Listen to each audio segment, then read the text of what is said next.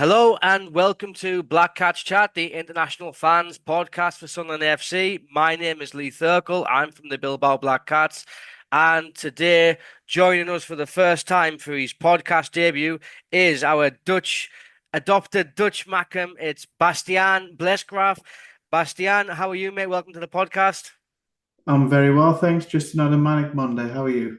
Yeah, well, same for me, mate, but for different reasons, probably. I mean, I got back from England yesterday afternoon, and the house is just a tip with like clothes and suitcases. So I've just been trying to get it out of the way as quick as I can, but it's gonna take a few days.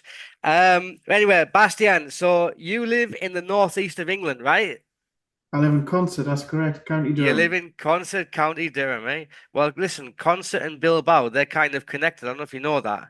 I Um, didn't know that now. Yeah, because I mean, I don't know if it's still there now, but the Concert Steelworks or the Ironworks that used to be there, I don't know if they're still there, Yeah. but they used to be in a partnership with three other groups, and one of them was from Bilbao, and they used to do basically iron and steel and export and import, since the late 1880s, I think, or 1870s. So there's a All big right. connection there. Yeah. I didn't know that. Um, Tom brother-in-law that. He worked at the steelworks, so I'll let him know. he'll probably be aware of it. He'll probably be Oh aware of yeah. it. Anyway, mate, so tell us about your Sunderland story because every time we have a new guest on, we love hearing their stories about how they became Mackems. Well, it's a bit of a funny one. So I watched a documentary when I was about 12 on Dutch telly, and it was called The Final Day. It was about Swansea City and Exeter City, with both having both could have gone down that day. It was Exeter City that went down, but it showed you the whole run round about English football and this, that, and the other. So since that documentary, I've always been intrigued, English football. And then about 10 years, no, not 10 years on, about 6, 7 years on, I visited my first game in the UK.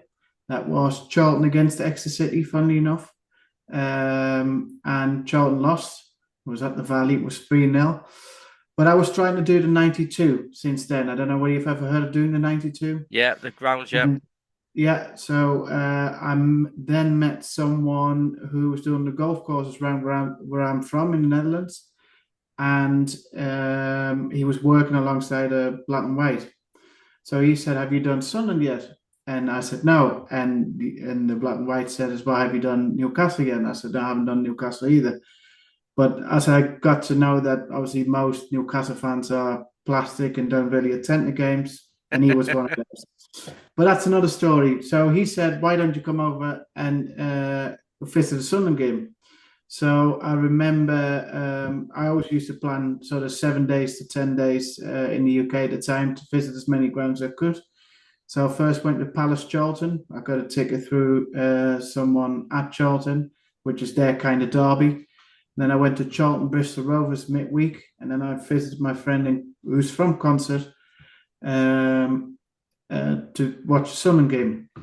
That was Sunderland Arsenal. I think it was Martin O'Neill's last game in charge at the Stadium of Light. And I think it was Danny Graham's first game at the Stadium of Light, or second game. Lost P 1-0. Pity it wasn't his last. I know exactly. He didn't do much anyway.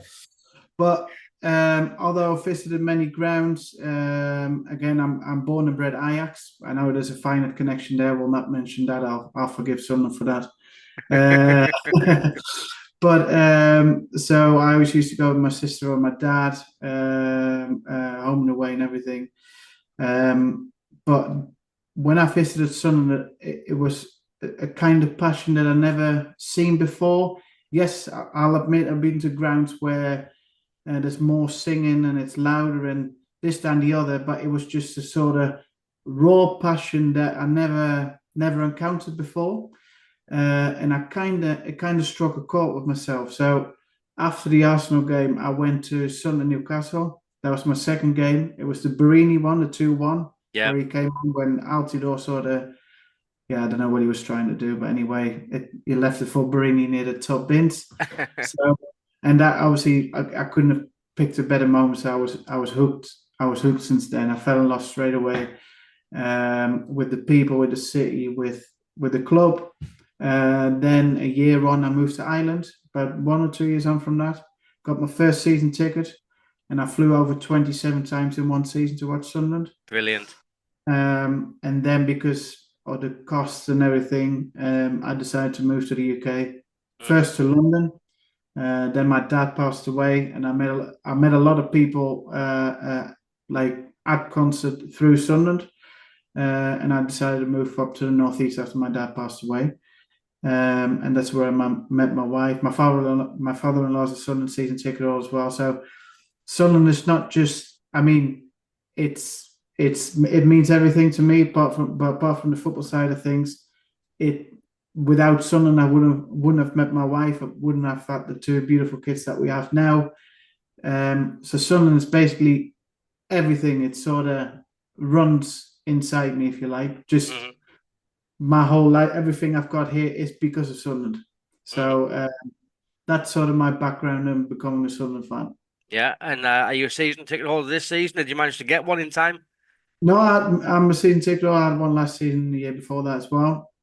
I'm not able to go to as many games as I like, not because of money side of things, but my wife's a nurse, so she sometimes works funny shifts. So Mm-hmm. I'll have to look after the two kids then, because my father-in-law is going to the match as well. My mum lives in Spain actually, Yeah. and the rest of my family's in Holland, so I'll have to then look after the kids. But I get to about say 10, 15 games a season. That's including away games. Yeah.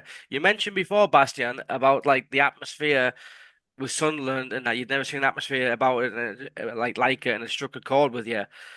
How does that compare to where you come from in the Netherlands and Dutch football and Ajax and other teams? Is there any comparison or is it just different? Well, it's different because Ajax are, and I don't want to sound like a Newcastle fan, but Ajax are a big club. I know a lot of Sunderland fans don't like to hear that because of the finer connections, but if you just look at the history for Champions Leagues, the plays that Ajax produced, I mean, no one can deny that. So um, Ajax fans have been very spoiled with what's been given, but my first sort of memories of going to Ajax was when they finished sort of third, fourth, fifth, and all that. So I didn't become an Ajax. Well, I became an Ajax fan through my family, but I didn't become an Ajax fan in the glory days. So I've seen all the dross and also the dross that's been going on for the past couple of years.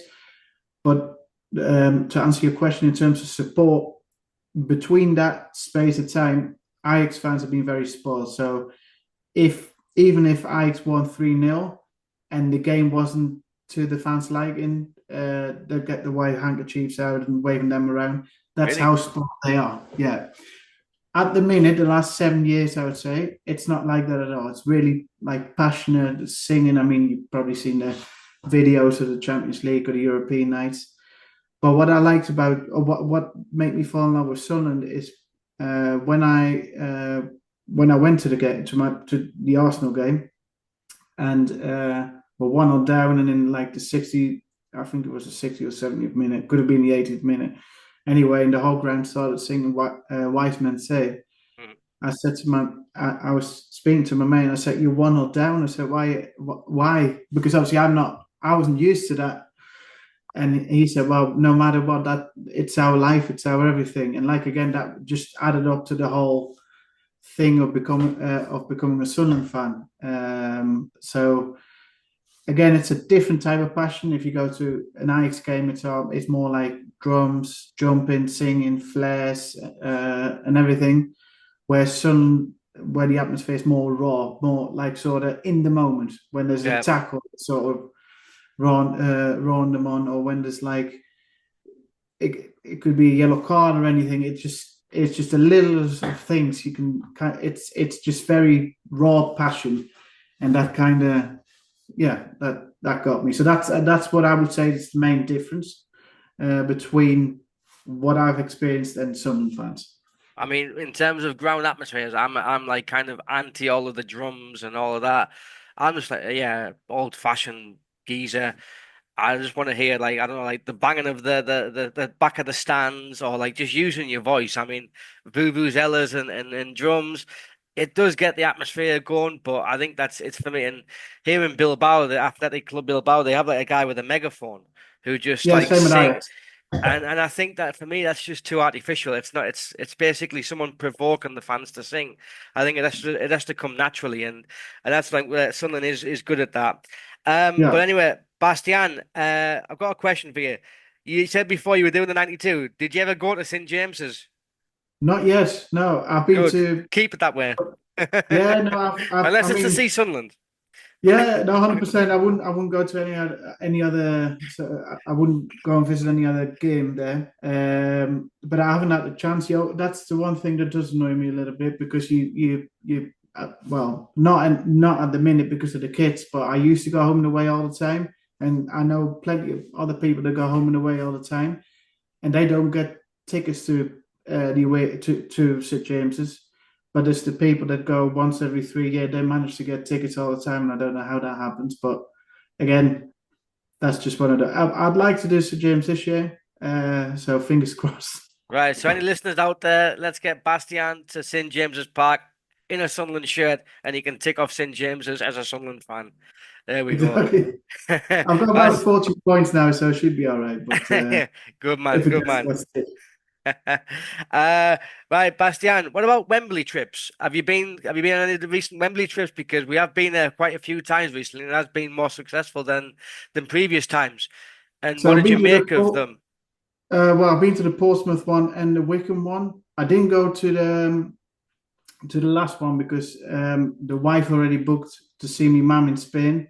Um, she said, "Oh, I've got good news. We're going to visit your mum in Spain, and she's also having the kids for a week. You're going, and we'll be able to go to Benidorm because my mum lives about an hour away from Benidorm."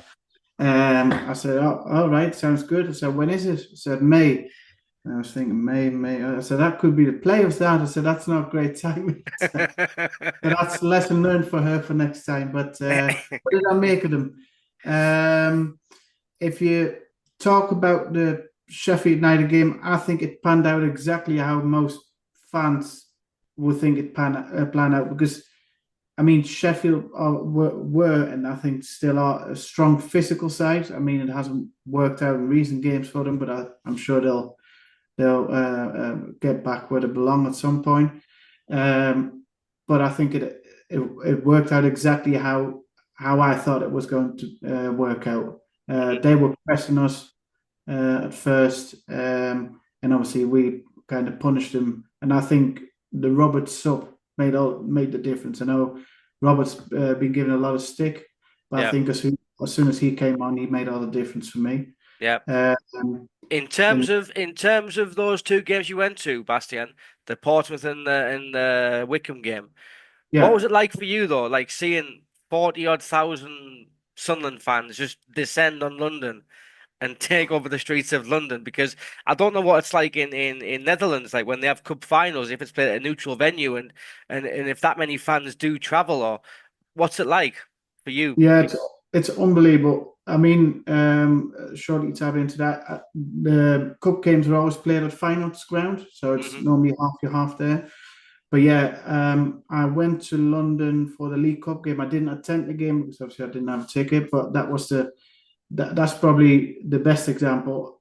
It's just I knew Sunderland had a good fan base, but being at Covent Garden, hearing sort of Sunderland chants echoing from alleyways, streets, and anywhere you went in London was just unbelievable. It's just, I mean, I don't think there's apart from I would give them that as well. Them lot up the road. I don't think there's many teams that could do that and bring that down to London. Um, it's that raw passion. It's that that's how people got up here. Football, for most people, and they live and breathe it. And I think that's what differs the northeast from the rest of England.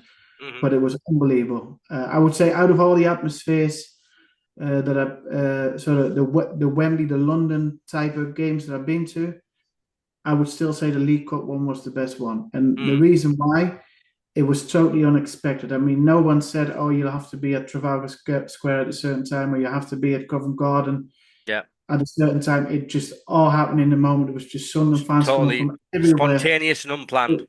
It was spontaneous and unplanned, and it was unbelievable. I'm not saying Wickham, and obviously I didn't go to the last one, and Portsmouth wasn't as good, but it was just the unplanned bit that it was unbelievable. I would say that's the in terms of atmosphere before the game was the best one.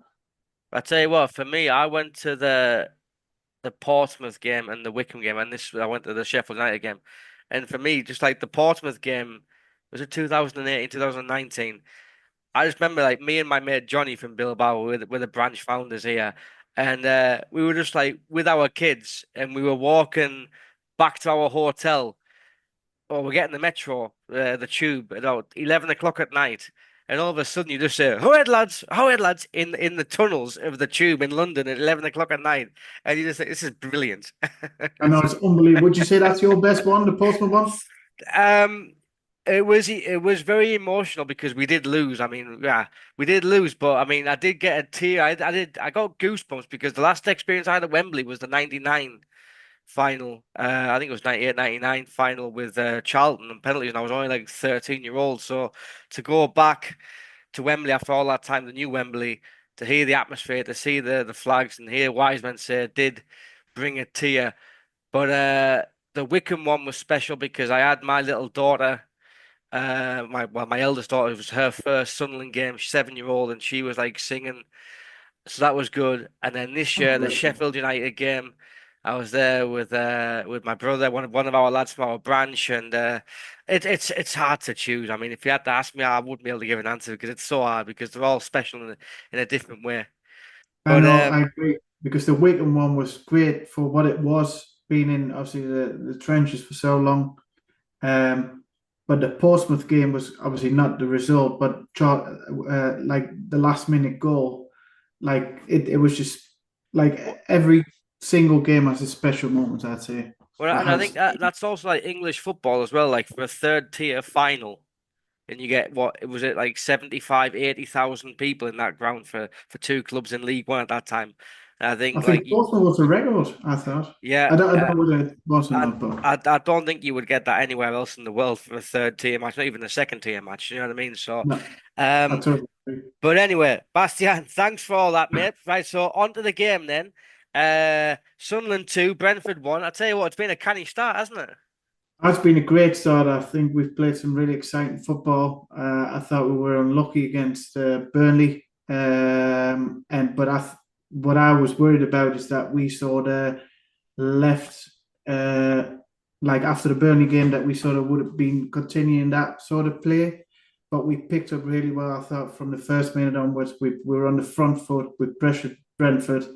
I did worry at times. So I thought, oh, I don't know how long we can pressure them for, because obviously it's quite tiring to pressure a team for that long. But it was unbelievable. I think the whole team worked really well. I did think when Wilson came on, he changed the game. For me, again, I think Wilson should be starting. We'll come on to the Brobbey topic after, but I think Wilson should be starting out of the strikers that we got at the minute. He totally changed the game, and yeah, I'm very very surprised in a positive way that we kept it going for that long. Um, and again, I thought we were very unfortunate against Burnley. I don't know whether there's any Burnley fans on the podcast, but I do think Burnley will go down still. I think if Mayenda would have scored that goal in the, what was it, the third or fourth minute or so, Something well, like that. It was very early, wasn't it? Yeah. yeah, I think we would have had 9 points by now.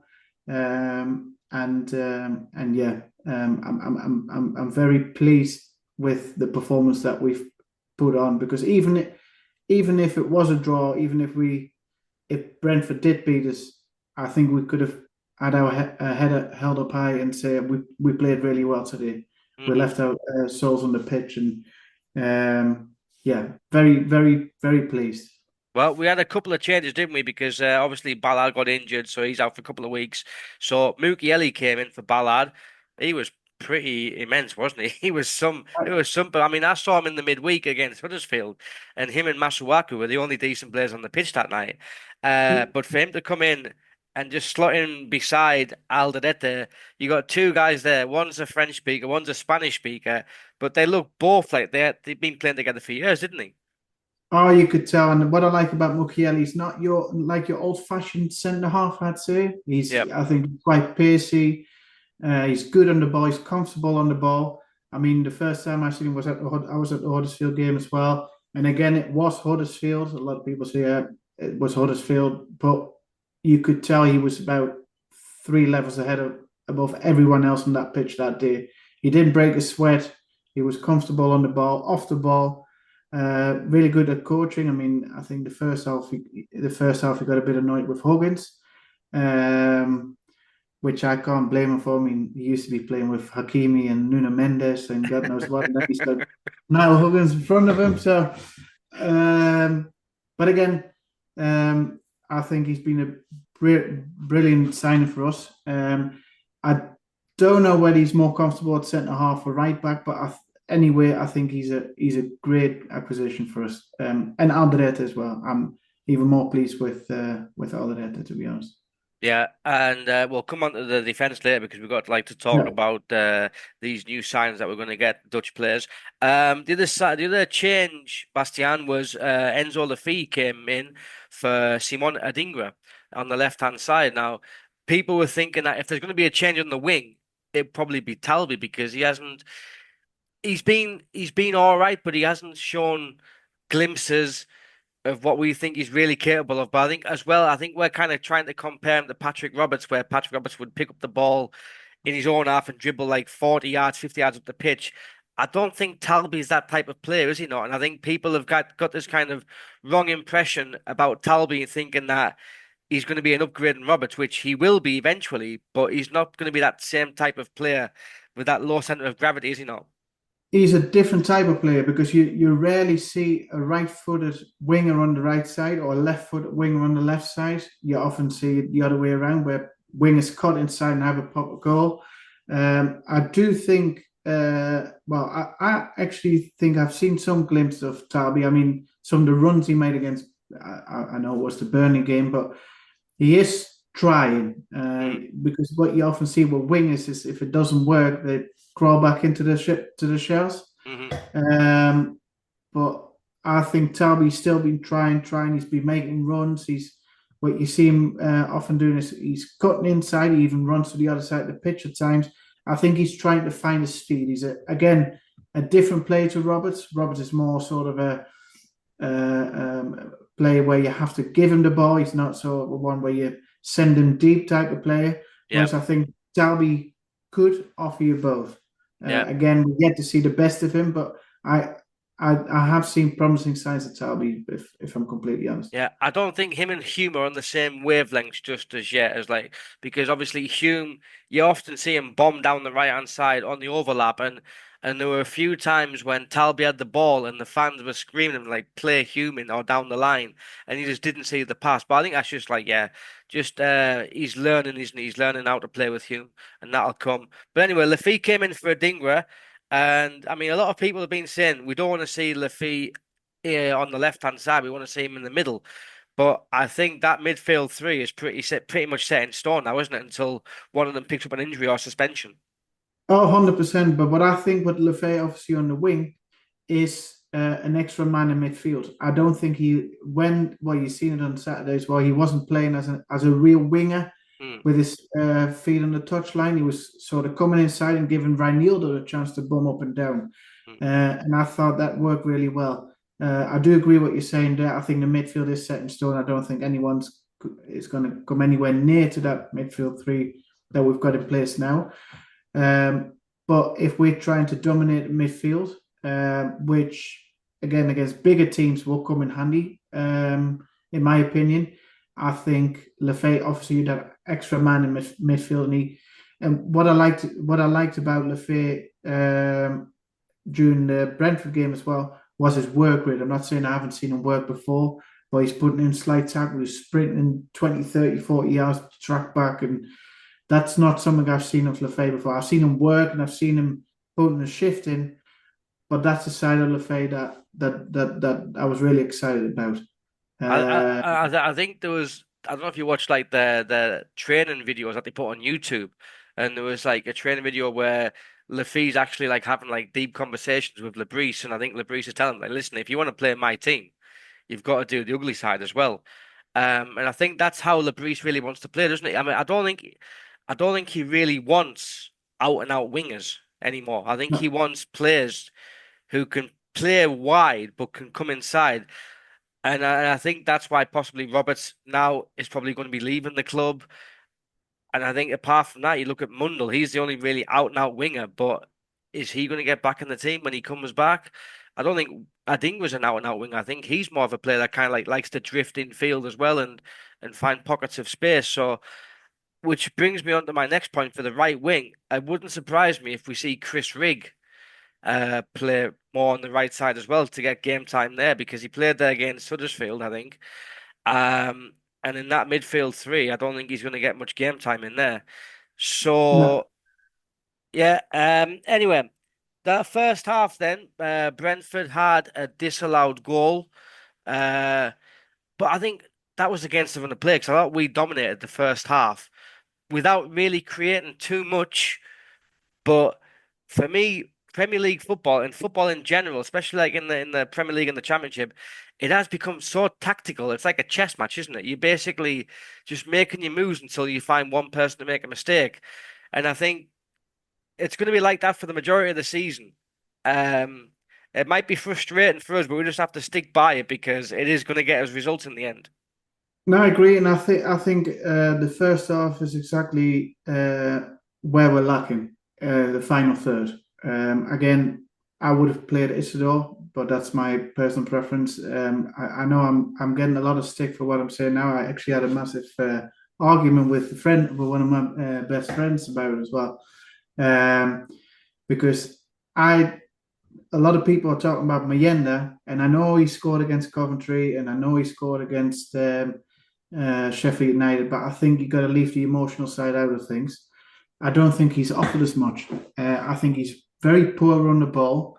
He always does the same trick.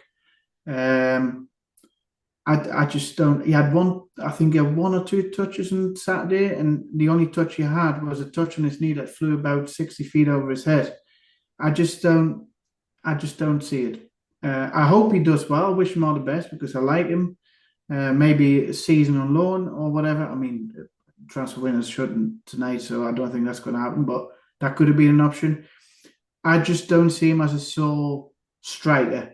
If you play 4-4-2 with Isidore next to him, like we played against Coventry or like we played against Sheffield United, then maybe, yeah.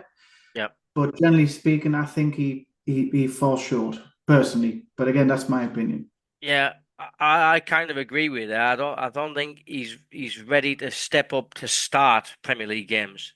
No, Uh, I think like as an impact sub, definitely because he's still only 20 years old. He's still got a long way to go.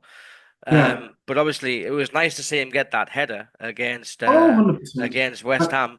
But yeah, I do feel that when the first half finished and I was kind of reflecting with my mates in the stands, I was thinking we've dominated that first half, but we haven't really created a lot of clear chances, and there needs to be more movement. And in that first half, what we did, Bastian, more than usual, was as soon as we got the ball out wide, pinging crosses into the box straight Exactly. away. And I was telling my mate, like, listen, we're pinging balls into the box, but we've only got two players in there against their six. Yeah. And I think that that's something that where we can improve on because the crosses are or do seem to be better quality this year than previous years.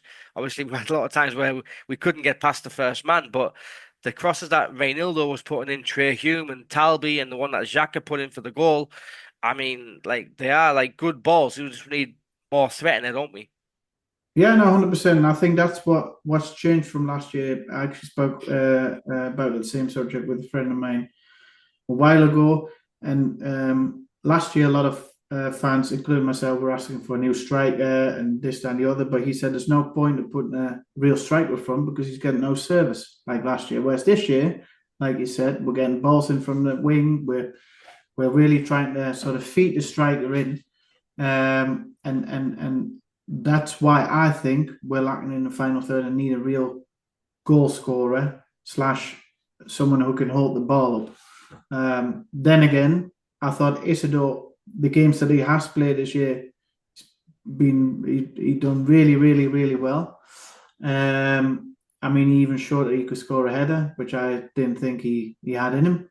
But he makes runs. He's always had, well, apart from falling in the offside trap, which he used to do last year.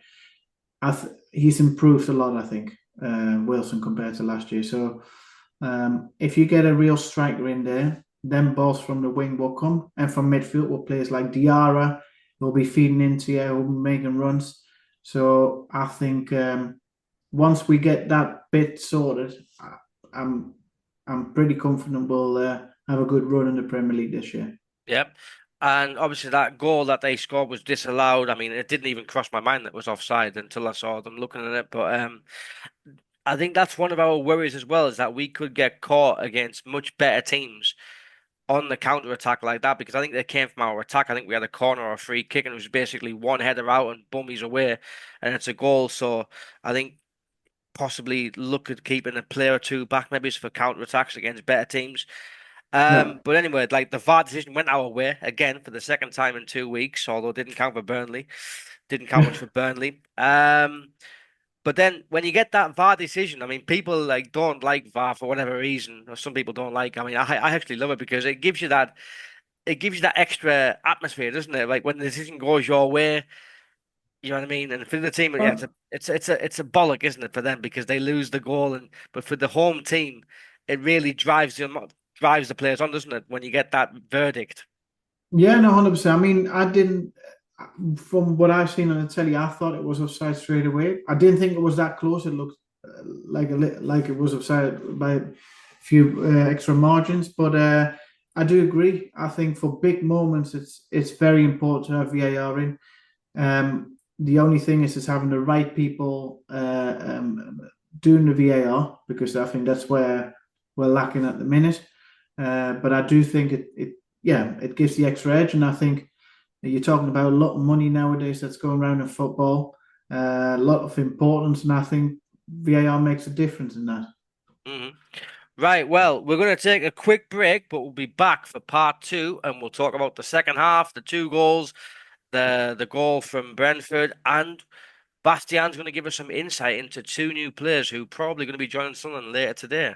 So we'll be back in a second. Hi, I'm called Morton. I'm from Germany and I'm supported Sunderland since 2013. Sunderland take over everywhere we go. Okay, welcome back to part two. So the second half, then, Bastian, you're thinking we've just dominated that first half. Obviously, Brentford probably lucky to get in at halftime on even terms. So you're thinking their manager's going to get into them and like say, okay, up the intensity, up the tempo. For us, you're thinking just do the same. But I thought we started slowly again in the second half, just as we did at Burnley. And obviously, was it after 53 minutes? I think it was 59 minutes. They got a penalty. And you're thinking, shit, this is like basically a repeat of last week, isn't it? Where we have a decent first half, second half starts, we start slow, and we go a goal behind. But anyway, the penalty, it was a foul by Reynildo, and it got called straight away by the referee Anthony Taylor. I suppose it's a good thing that these kind of decisions are getting pulled up now, aren't they? Because in the past, like a lot of jostling and holding and pulling down and tugging of shirts didn't get punished in the past, but now they seem to be getting punished more. However, saying that, I thought it was a bit soft because I don't think he was. I mean, I've seen bigger pulls of shirts and rugby tackles where nothing gets given, and I thought he's kind of fallen down and he's dragged them down, yes, but I don't know. What did you think of it? I agree. The only problem is that Ranilda didn't keep his eyes on the ball. He Yeah. kept his eye on the man, and I think that's what gave Anthony Taylor the go ahead to give them a penalty. hmm Uh, had he had kept his eyes on the ball, maybe he would have given a different decision, or he wouldn't have given a penalty at all. But I think because he was looking at the player at all times, I think that's what sort of made him think, right, I've got to give a penalty here. Yeah, and I suppose Reynildo, he's been playing Atletico Madrid under Simeone. For me, that kind of play is like typical Simeone textbook. and Spanish football in general, like Latin players, they love like a shirt pull or a cheeky pull of the shirt or a cheeky trip of the foot. You know what I mean? They love that sort of stuff. So, but anyway, steps up. Brentford player steps up, and Robin Roofs, who's been basically a revelation since he signed, uh, makes like listen. Some people say it was a bad penalty, but as a goalkeeper, you still have to guess the right way. Oh, 100%. Because if you look at how he took the penalty, he planted his foot the other way, so he could have easily sort of guided him the wrong way. But I think Roof's been immense. I think on and off the ball, I think he obviously that little bit extra. A lot of clubs were after him this year, but they didn't want to come in for him, not because he wasn't good enough, but because of the price tag. They thought he was playing for a mid-table Dutch team to then go to a big league like the Premier League or La Liga or any other league. Ajax were actually after him as well. Was just a big risk for a lot of clubs. However, he played a stellar under 21s. I think it was the Euros this summer, wasn't it? And the World Cup. No, it was the Euros. He played really well there, and I think he gives you that extra edge over Patterson. And again, like you said, you still have to make the right decision. And he waited up until the last minute to sort of choose a side, whereas a lot of keepers would have already went, and he didn't. He waited till the last minute. Yeah. And like a lot of fans have been on Patterson's back because, well, basically his biggest fault it seems to be his kicking. But I just think, yeah, Roofs is a bit of a step up. But I don't think Patterson is a bad keeper. He hasn't become a bad keeper overnight. And I would like to see Patterson stay as a number 2 and fight for his place. I don't I know. agree. What's your take on Anthony Patterson's situation at the minute? I really like Patterson. I mean, last year he was getting a bit. The thing is, he had no competition last year, so he had even if he had sort of made 10 own goals, I think Labrie would have still kept him on the side. But I like Patterson. I mean, if you look at his shot stopping, I don't know many shot stoppers like him, even in the Premier League. I mean, his save against Sheffield United just goes to show in the first half.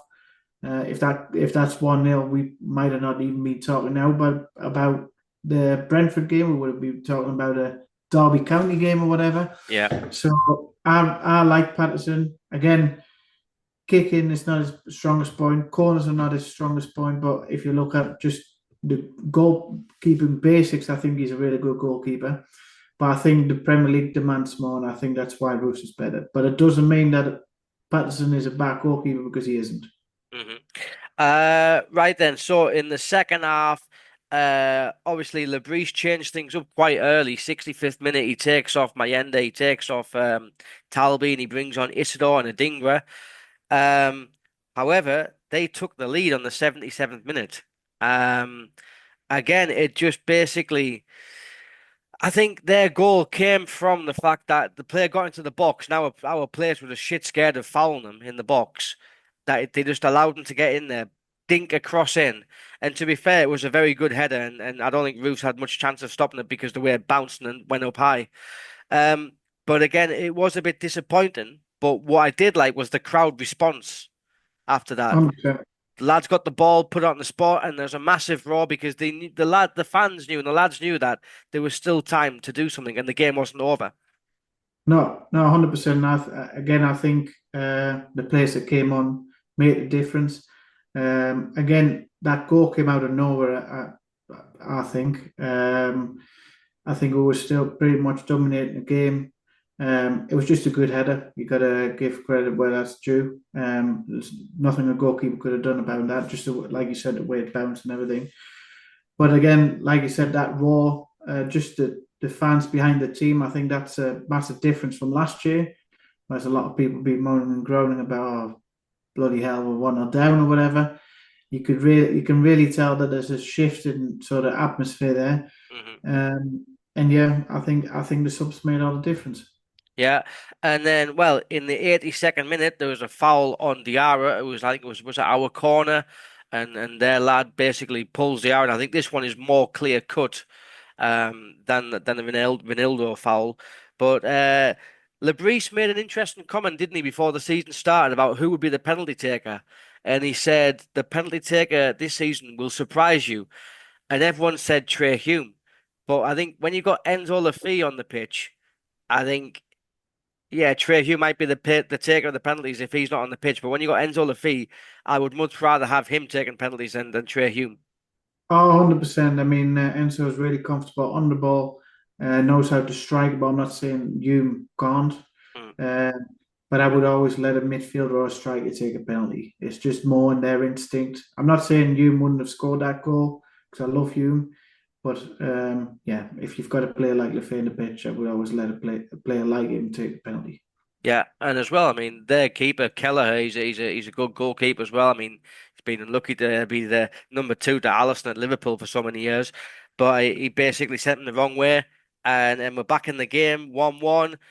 Quick celebration, ball back on the centre pitch, and then we get ready to go again because the Sunderland fans really sense that there's still time to get this. And what I liked about Lebris is that he was very brave in the 87th minute that he took Diarra off and he put Mark Gue on. Now to go up two up front because you got Isidore up there and you got Gue up there. And what that does is that it pushes Brentford back because they're thinking, shit, it's the 82nd minute. We're 1-1. We've been 1-0 up. We're away from home. We'll just settle for a draw now. But when you put a second forward on, it makes them automatically defend deeper. And I think that's how we got that second goal, isn't it? Yeah, no, 100%. I think it's a shame that Mark Gue has left. I wish him all the best back at Chelsea, but it gives you options. I thought that showed in the Huddersfield game as well. And again, a lot of people say he only scored against Huddersfield, but I thought he showed a lot of promising signs. Again, there's no point talking about Mark Gue now because he's left, but I agree with the fact that Lebris always looks at different options, and his post match interviews always make a lot of sense to me in terms of where we went wrong, or what we could have done better, or where we done well. And that showed again on Saturday by bringing on a striker for a midfielder, whereas a lot of managers wouldn't have done that at that point in time because it was like laid on. But it again proved a good decision. Yep. And I think it was like in the 90th minute when the fourth official held up the board. I think it was like 7 or 8 minutes that he held up. Massive roar again because fans but had belief, you know what I mean, till the end and all that. And well, Brennan Xhaka picks up the ball in the midfield. He's got loads of time. And I remember like just hearing the groans around me. And I was in the Northwest up in Premier Concourse when he played that ball over the top of the left wing to Lafay, it's like heard the groans, like people saying, like, what the fuck's he doing? But then Lafay, the way he holds off their defender, his first touch, so tight to the touchline, the way he gets it out there and brings it down, because he's such a small lad. Like normally you'd expect like a player like that size to get bullied off the ball or for the ball to go out on the for a throw in. But he takes it down brilliantly. He holds the player off. He plays it to Xhaka, who plays a peach of a cross in there. And I tell you what, listen, if there's one person I didn't want in the middle of the pitch at that time, it was Wilson Isidore because he's not very good at headering. No, But by God, he made sure he got enough on that header, didn't he?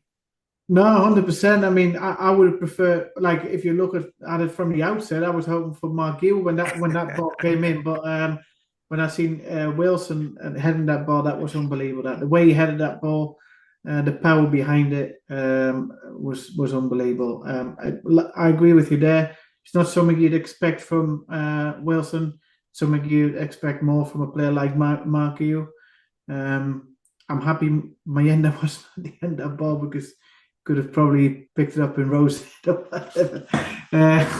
But I'm really happy Wilson was at the end of that ball. And I think it was the right thing to do to bring Wilson on. Just obviously he was on cloud nine with the birth of his daughter, the sort of momentum he had from the Huddersfield game and from the West Ham game. I think it was the right thing to do. And again, he was when he came on, he changed the game for me, making runs, making it difficult for defenders, and it paid off with a goal.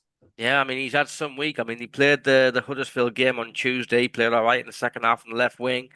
Obviously, Wednesday was his birthday. Was it Thursday? He had his birth of his kid, and then Saturday he scores the winner in 96 minutes. And he also got a bang on the head as well from Keller, didn't he? Because Yeah. he won the header, and he looked completely fucked, didn't he, after the match in the post match conference interview. But I think that goal as well, it was different. I mean, some fans might criticize Kelleher for the goalkeeping, but the fact that it had so much power on the header and it bounced just before him, I think that's very difficult for a goalkeeper, isn't it? It's something that's very hard to anticipate. And I mean, I've played up front most of my life when I was playing football. I'm a bit too big for that, but I think it's the pints and the kebabs and everything that you get up here, the northeast delicacies. But again, that's another story. But it's a very, very difficult ball to keep out because. Again, I think Kelly is what, 6'2" or 3", so he has to be very quick to the ground to catch those kind of balls, and it was a very, very difficult save to make. Yes, he got a hand on it. Yes, he could have maybe pushed it out, but I thought it was just a really good header. Yeah. And well, so in the end, we got the 2-1 win, 6 points after 3 games. We're in sixth position. What's nice to see, Bastian, is the togetherness, no, of the players, because what was it, 9 players who started basically weren't here last season, so it's a completely new team, and for them to have gelled so quickly, it is really refreshing, isn't it, to see that? And I think it's great that they do the lap of honour all together, singing White Men Say all together, all having their arms spread and belting it out. Yeah. That shows that togetherness, and I think that's very important because that's what makes a team. Yes, you can have great individuals. Man United is a prime example of that. I mean, Bruno Fernandes, etc. But it's not a team. And if you look at Sunderland, that is a team. They all work for each other. I remember a moment in the second half where I think Siddiqui sort of half lost the ball, then fought it back, and I think Diarra then went on top of it. Then Lefebvre sort of made another slight tackle right on top of that. It just shows that it's a real team, and that's what we as Sunderland fans would want to see. And do you know what? Do you know that moment that you just mentioned there, those tackles, right? So I was there with my 7-year-old daughter, my 11-year-old daughter, and my 11-year-old daughter said, like, "What happened?" I was like, "Oh, we got a sliding tackle." And he said, "Why did he celebrate it like a goal?" I said, "That's just what we do." I know exactly, and that just shows that raw passion that I kind of fell in love with. Like there's multiple aspects, but it just means everything to put that slide tackle in. It nearly means as much as scoring a goal, and that just shows how much they want to work for one another, even at that stage in the game. Because after playing the first half like we did, I would have expected everyone to be knackered, and probably most of them would have been knackered. But just to put that, give the extra 10%, is unbelievable. Yeah. Right then. So as you mentioned before, Bastian, Mark Gue has been recalled by Chelsea. It is a real shame because I like the look of him because he's something different to Isidore and Mayenda. It's like 3 different striking options, but he's being called back. I understand from a source that he's a bit disappointed because he wanted to stay at Sunderland. But he's gone back because basically Chelsea are fucked probably by financial fair play and PSR and all that because they spend £1 billion in a year. But we're signing this other player, a Dutch forward called Brian Brobbey. So as you're our Dutch fan and I suppose expert, can you give us a bit of info about him? Yeah, so what Brian Brobbey, obviously, Brian Brobbey is like an old-fashioned number 9. I would say he's a bit like an Ichibi, but I would say he's a bit more agile and he's got a little bit more pace about him, and he's a little bit more clinical in the box. Where Anichebe was really good at holding the ball up and letting the other sort of players come in and draw the other players in. Probably obviously that little bit more. If we are on the front foot and we're playing around the box, I think Brobbey will score 10 to 15 goals this season. If we play like the Liverpool, we play in our own half, I think he'll struggle. That's why he didn't score a lot of goals for Ajax last year. I mean, there's been a lot of people that have messaged me and approached me about Brobbey. So he's only scored 4 goals last year. But Ajax were playing under Farioli last year, who was actually linked with Sunderland a few seasons ago. Yeah. They were playing the majority of the games on their own half, and Brobbey's not that type of striker. That's more sort of an Isidore type role, because you could lump the ball in behind and Isidore would run at it. I'm not saying Brobbey isn't pacey, but that's not his style of play. Does he like the ball to feet more, do you think? Yeah, 100%. So that's why I think he'll suit well within the current system, because he'll feed the ball in, and players like Diarra will like to run, can sort of run into him. And in around the box, he's a real sort of poacher, old-fashioned number 9, if you like. I think that's one of the reasons why Ajax are letting him go as well. Not because he wasn't good enough, but he's not a typical Ajax striker. I think he's more suited to the Premier League with the physical side of things, because he's a very physical player, he's a very strong player. It's very hard to get out the ball. And I think he didn't enjoy playing in Holland anymore, because a lot of the rest were looking for him as well, because he was one of, if not the strongest players in the Eredivisie, where in England it's not as noticeable, and in the Eredivisie it is, if you're sort of using the physical side a little bit more. But I think he'll offer that option that we haven't got at the minute. Is he like you? I don't know. But he's very similar, I'd say. I mean, I saw a post this morning on social media from it's a guy on social media. I'll name him because he was called Mackem Bastiaan. I think he was called on X, and he says he's been like an Ajax fan or season ticket holder for 18 years, and he made a post saying that, God, I wanted us to get rid of Brobbey, but I didn't want Sunderland to sign him, and then someone basically tagged him in a post that he posted 12 months earlier saying Brobbey is absolutely amazing. So what happened to Brobbey then? Is it just basically that change of form and tactics from Farioli that affected him? Yeah, because if you look at the season before, he scored 20 odd goals. Because even though Ajax had one of the worst seasons in recent years, we're still trying to play in the front foot. And that's where Brobbey's at the strongest. I mean, if you let's say a player like Anichebe or Mark Gill was probably the best example, because he's in our recent memories now. If we would have been on the sort of sitting deep, I don't think Mark Gill is any good, because it's all good holding the ball up, but not in the halfway line.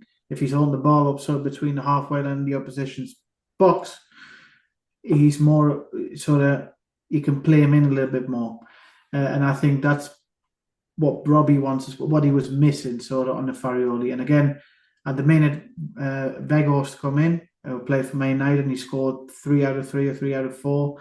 So you can't really take him out. Brobbey's a big asset for Ajax, worth about 20 odd million. It's coming from the Ajax academy. So he's got that type of pedigree. So do you then let him rot on the bench because Weghorst is doing well, or you're going to sell him on? Again, I think he's more suited to the Premier League than the Eredivisie. He didn't do particularly well in Germany, because a lot of people ask me that about it as well. But I think Leipzig is a very difficult place to go to for someone who's not from there. What I'm trying to say is that you see with a lot of players that go there, they either perform there's never a sort of middle ground there. They either play really well, or they don't perform at all. Because Leipzig is a very lonely place in Germany. It's in the east of Germany. And that also plays a part. That also happened to Geertruida, but we'll come onto that subject later on. But I think if you're looking at a £15 million striker, because if you equate 20 million euros to pounds, if you're talking 15, 16 million pounds, I don't think you're going to get a better striker for that type of money, because otherwise you'd be looking at 30, 40, 50 million pound for a Premier League striker. Might have scored 8 goals. Yeah. I would have rather gone for Brobbey. And I think fans are sometimes too quick to jump the gun, and make conclusions about players if they haven't had a good season the season before. But I think it also depends on what type of team they're going into, who they've been playing for.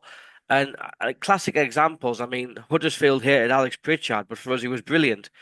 Oh, yeah. Jack Clark didn't do anything at Tottenham, but he was brilliant for us. Look at him now at Ipswich.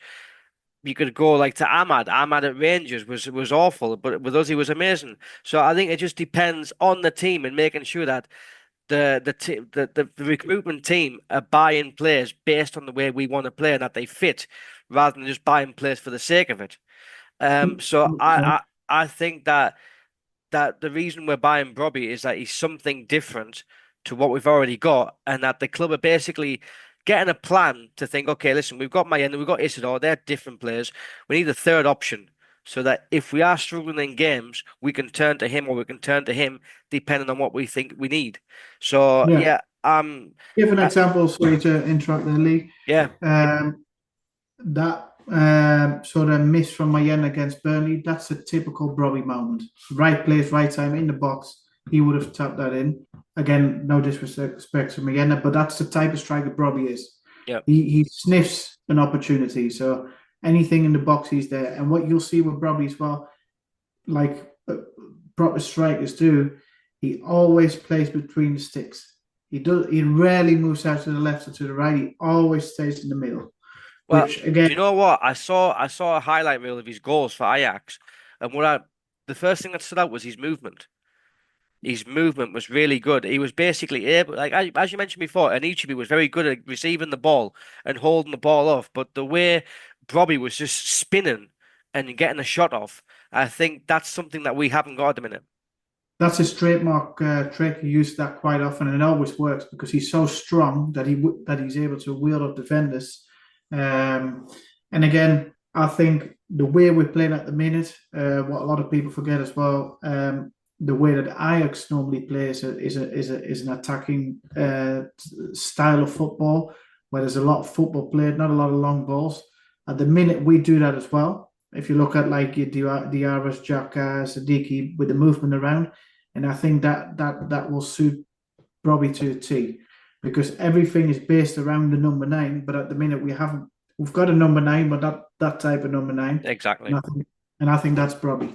Yeah, well, hopefully that'll get it done. And it looks like the money we're going to spend on Brobbey is the money we've saved on John Lukumi, no? Because it looks like he's not going to come anymore.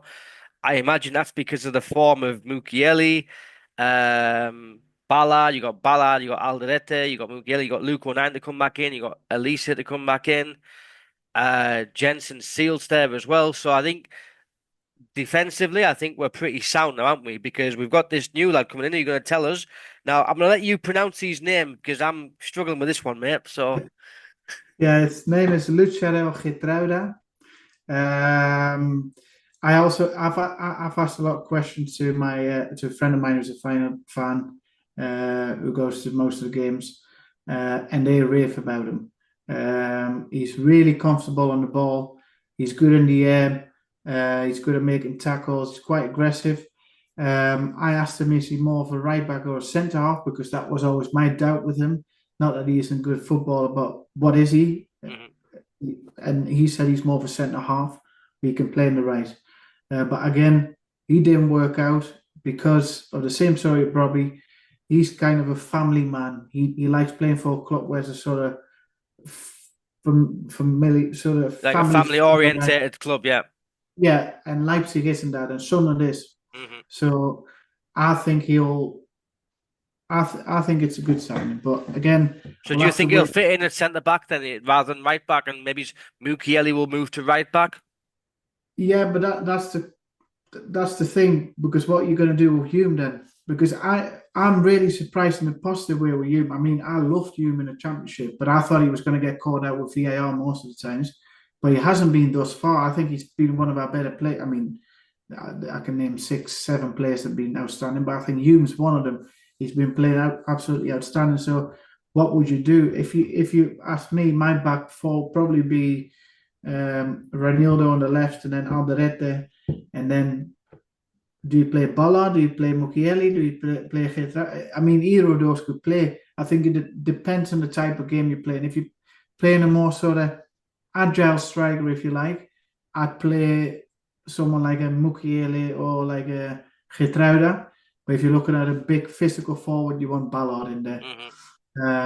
So yeah, it gives you options. I think it's going to be pretty brutal as well, isn't it? Because you're going to have like so many options that you can pick. But I think whoever's playing, and if the team is winning and they're playing well, they're not coming out with the team. And the only chance that these players are going to get is if there's an injury or a suspension. So it's going to be brutal this year, isn't it? For positional players, isn't it? And fighting.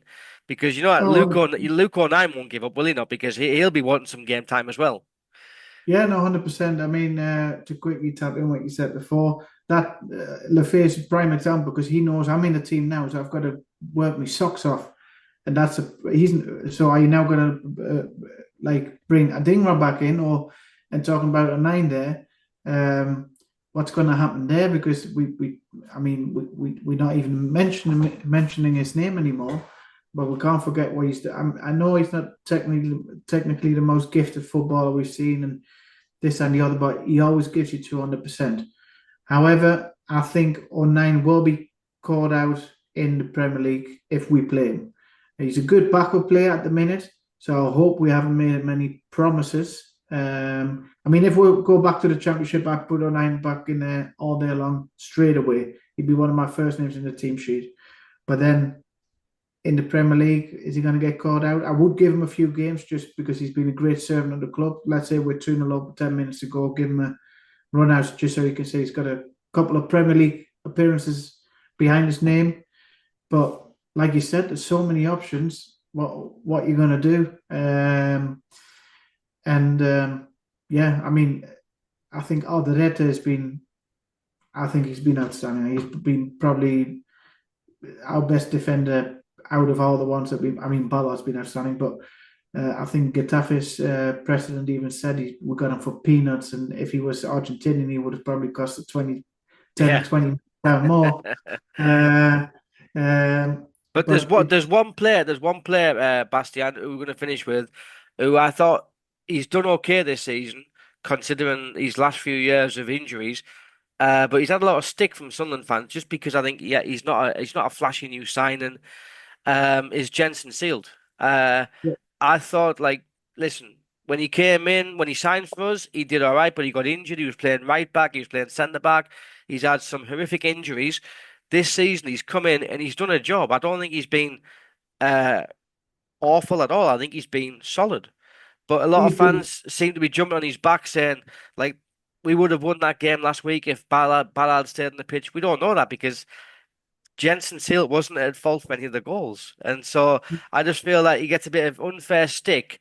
I don't think he should be first choice centre back, but I don't think we should be writing them off here. I think we should give them some time, just the same as Huggins.